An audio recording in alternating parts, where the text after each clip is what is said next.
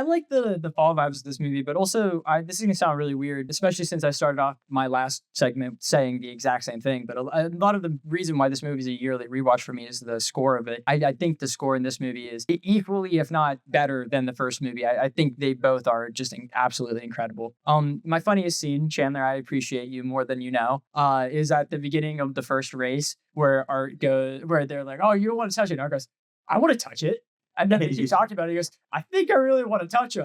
And then he runs forward and he goes, "I want to touch that." And he like goes and hugs. Dude, I love Charlie Day. And I used to be like, I really like the scene where Mike and Sully talk at the river. But honestly, I kind of agree with Austin. It definitely 100% should have been more Mike focused because the movie is about Mike. It's basically entirely about Mike. So I really wish that the crux of it wasn't Sully like yelling his non-existent problems at Mike. I wish it was them understanding each other a little bit more. I know that's what they were trying to show, but I don't think it was done necessarily as well. I think that even though the first one is technically amazing, by technically I mean like the actual making of the movie, not like technically this is an amazing movie. You know, it's and the creativity of the first movie is just on a different level, especially with the world building and just coming up with the idea of Monsters Inc. and this world is awesome. But something about this character driven story where just it's so different from everything I expected this movie to be. Like at every turn, it builds up to what would be a cliche for a prequel, and then it tilts away from it, you know? And I really like Mike's story. Him really wanting to reach his dream, and then him hitting a wall and realizing,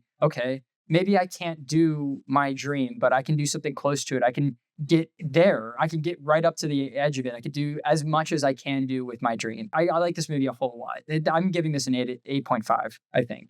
This is a fantastic movie. One of my favorites.